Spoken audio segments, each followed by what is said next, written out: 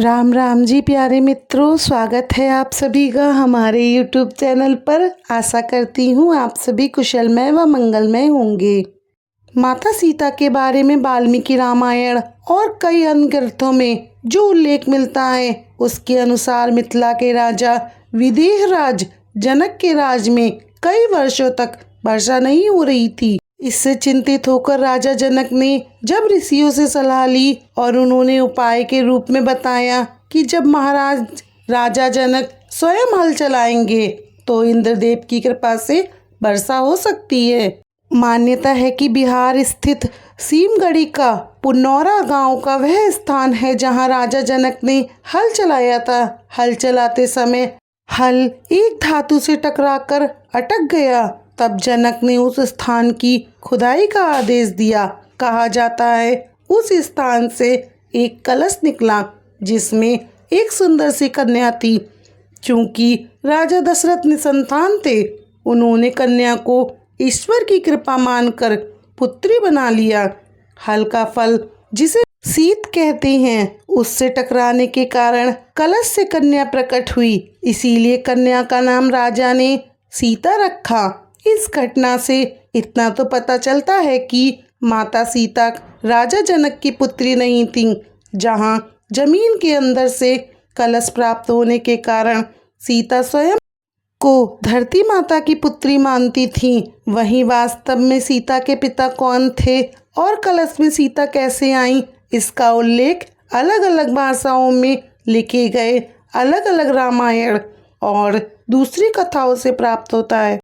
एक प्रसंग के अनुसार मिथिला नरेश जनक ने धरती से प्राप्त सीता को अपनी पुत्री मानकर पालन पोषण किया और स्वयंवर के जरिए वह श्री राम की अर्धांगिनी बनी। वहीं अद्भुत रामायण में सीता को रावण और मंदोदरी की बेटी बताया गया है। रावण के अपने विनाश के बीज भी तार्किक रूप से इन्हीं कथाओं से गुंथे हुए हैं। अद्भुत रामायण के अनुसार इस घटना से पहले की जो कथा है वह है वेदवती की। दरअसल ब्रह्मवैवर्त पुराण में ये कथा आती है जहाँ से रावण के अंत की कथा भी जुड़ती है।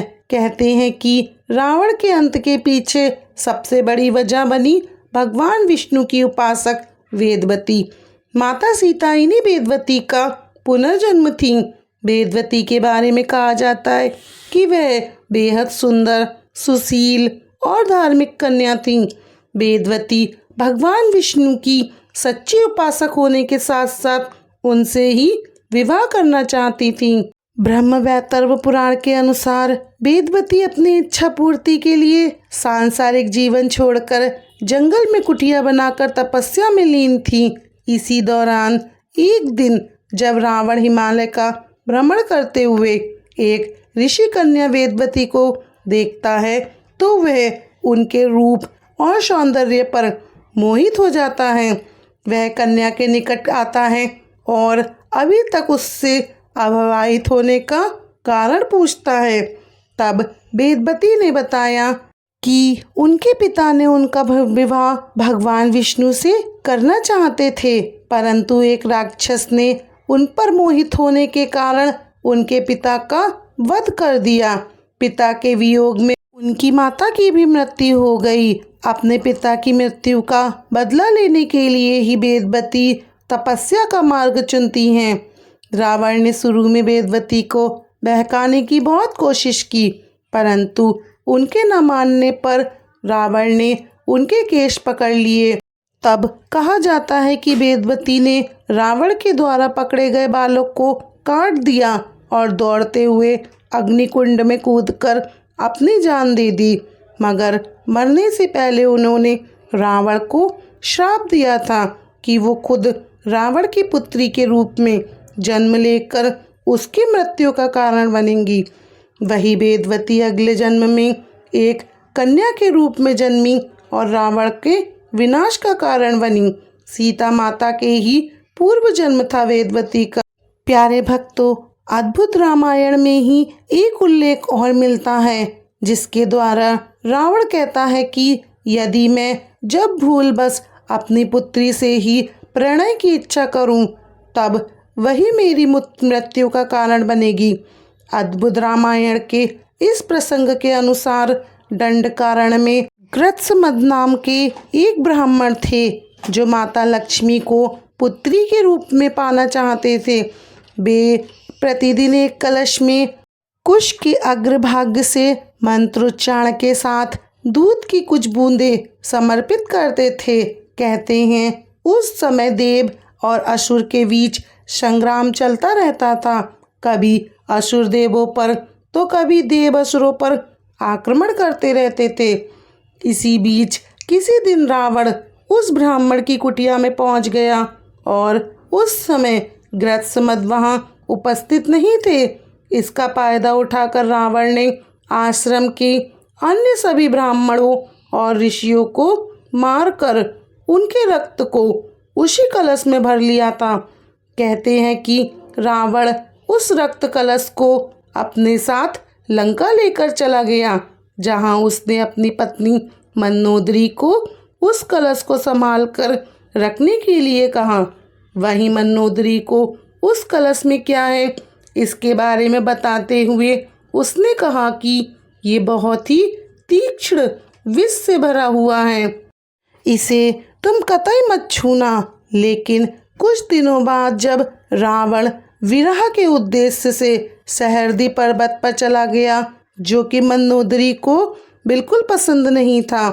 कहते हैं अपनी अपेक्षा से खिन्न होकर मंदोदरी ने मृत्यु को प्राप्त करने के उद्देश्य से उस कलश में रखा पदार्थ पी लिया था। वहीं देवी लक्ष्मी को पुत्री के रूप में प्राप्त करने के लिए मंत्रोच्चारित दूध का ऐसा प्रभाव पड़ा कि मंदोदरी गर्भवती हो गई। इसके बाद मंदोदरी ने सोचा कि जब मेरे पति मेरे पास नहीं हैं, ऐसे में जब उन्हें इस बात का पता चलेगा कि मैं गर्भवती हूँ तो वे मेरे चरित्र के बारे में क्या सोचेंगे। यही सब बातें सोचते हुए मंदोदरी तीर्थ यात्रा के बहाने कुरुक्षेत्र चली गईं। कहा जाता है वहीं पर उन्होंने अपने गर्भ को निकालकर भ्रूण को एक घड़े में रखकर भूमि में दफन कर दिया और सरस्वती नदी में स्नान कर वे वापस लंका लौट आईं। कहते हैं कुछ समय बाद इसी भ्रूण से सीता का जन्म हुआ। मान्यता है कि वही घड़ा हल चलाते वक्त मिथिला के राजा जनक को मिला था, जिसमें से सीता जी प्रकट हुई थी। लोक जीवन में सीता राजा जनक और रानी सुनैना की पुत्री के रूप में भले ही विख्यात रही हूँ, लेकिन यह भी प्रचलित था कि वे दोनों सीता माता के केवल पालक माता पिता ही थे। वाल्मीकि रामायण के अलावा कंपित रचित रामायण, जैन रामायण, थाई रामायण और लोक कथाओं में भी माता सीता के जन्म और जीवन को लेकर अलग अलग ढंग से वर्णन है। जहाँ तक एक बात अद्भुत रामायण की है तो आपको बता दें कि एक बार ऋषि भारद्वाज ने ऋषि वाल्मीकि से रामायण के कुछ गुप्त और रहस्यमय पहलुओं को बताने के लिए कहा और कहा जाता है कि इसी के परिणाम स्वरूप वाल्मीकि द्वारा अद्भुत रामायण लिखी गई। ये रामायण संस्कृत भाषा में है, जो 27 सर्गों में रचित एक विशेष कविता है, जबकि वाल्मीकि रामायण को इस ग्रंथ का प्रेरणा स्रोत भी बताया जाता है। प्यारे मित्रों, उम्मीद करती हूँ हमारे द्वारा आज की दी गई जानकारी आपको पसंद आई होगी। हमारे साथ अंत तक बने रहने के लिए आपका धन्यवाद। मित्रों, राम जी की रामायण और सीता माता की कहानी एक प्रचलित ग्रंथ है, इसीलिए इसके बारे में कुछ भी गलत कहने से पहले भगवान राम के बारे में सोचिएगा। भक्तों, आज की कहानी अच्छी लगी हो तो हमारे चैनल को सब्सक्राइब करें, वीडियो को लाइक और शेयर कर दें। प्यारे भक्तों, यदि आप भी हमारी तरह प्रभु श्री राम जी के भक्त हैं तो कमेंट बॉक्स में जय श्री राम जरूर लिखिएगा। भगवान राम की कृपा और उनका आशीर्वाद आप सभी पर बना रहे।